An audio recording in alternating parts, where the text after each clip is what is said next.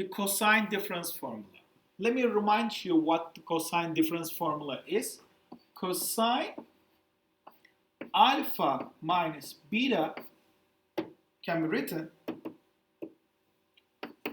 cosine alpha times cosine beta plus sine alpha times sine beta. Alright, let's prove this. To be able to prove this, I am going to need unit circle. This is unit circle. Let's say that I have two angles. This is one of the point A. Let's say that this is x2 minus x2 and y2, and this angle is alpha. Let's have one more angle. Let's say that this is beta and the point is B, and this coordinate is x1, y1. And this is unit circle, by the way, ladies and gentlemen. If it is unit circle, we know that, and let's say that this circle with the center O, then what is the distance AO? Is going to be 1 because of unit circle. What about the BO? Is going to 1 as well. Ladies and gentlemen, when you try to find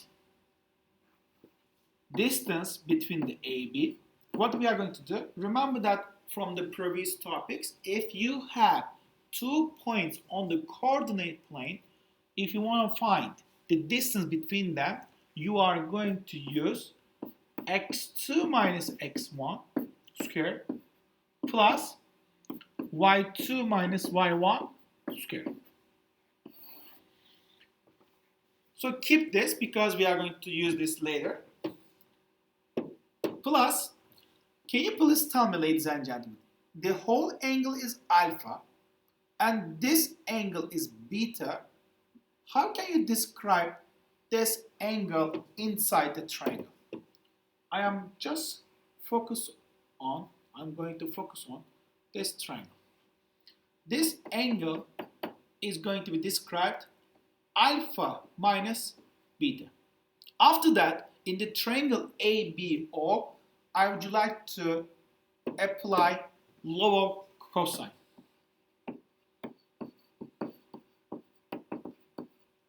Remember that, what was the law of cosine?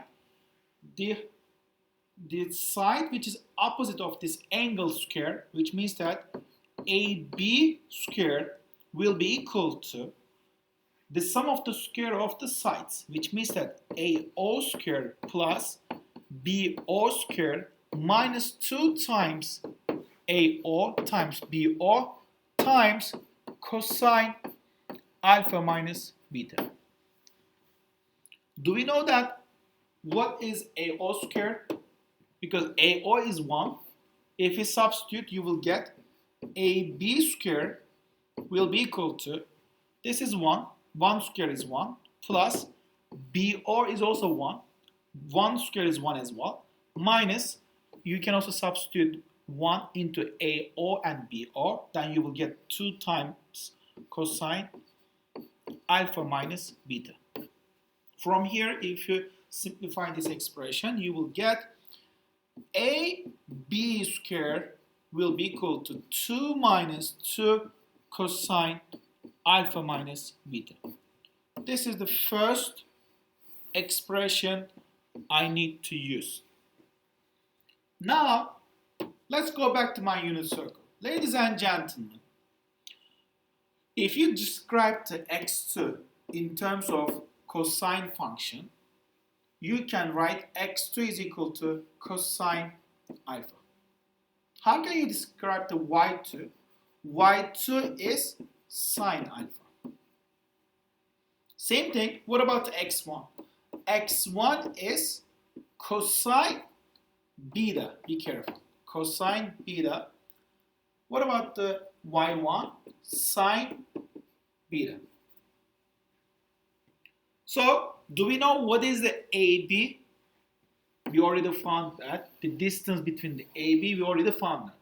If AB is equal to, in the square root, x2 minus x1 square plus y2 minus y1 square, if you take the square of the both sides, then you will get, if you take the square of the both sides, you will get that AB, if you take the square of both sides,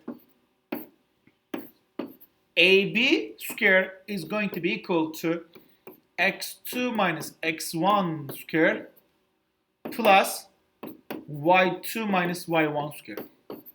Now, I am going to substitute this expression into the AB square.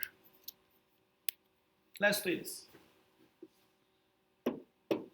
Into the AB square, I'm going to substitute x2 minus x1 square plus y2 minus y1 square, which is equal to 2 minus 2 times cosine alpha minus beta.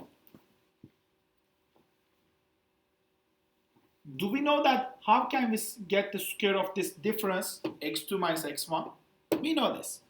x2 minus x1 square can be written x2 square minus 2 times x1 times x2 plus x1 square plus, if you take the square of the difference y2 minus y1, you will get y2 square minus 2 times y1 times y2 plus y2 square, which is equal to 2 minus 2 cosine alpha minus beta. Alright, what am I going to substitute into the x2? We already found that. x2 is cosine alpha square, which means that cosine square alpha minus 2 times x1 is cosine beta, substitute, so cosine alpha times cosine beta. x2 is cosine alpha, x1 is cosine beta, plus into the x1 you can substitute cosine beta square, plus, what about the y2? As you see here, sine alpha. If you take the square, sine square alpha minus 2 times y1 is sine beta, substitute sine alpha times sine beta plus, if you take the sine, if you take this is going to be 1. If you take the sine beta square, you will get sine square beta, which is equal to 2 minus 2 cosine alpha minus beta. If we simplify this expression, ladies and gentlemen, look at this. Cosine square alpha, sine square alpha. If you combine them, remember from the trigonometric identities, this is Pythagorean identity. So cosine square alpha, sine square alpha is 1. So this is done. Cosine square beta, sine square beta, same identity, Pythagorean identity. This is 1 as well. This is done. From here, ladies and gentlemen, what is left? Negative 2 cosine alpha times cosine beta minus 2 sine alpha times sine beta, which is equal to 2 minus 2 cosine alpha minus beta.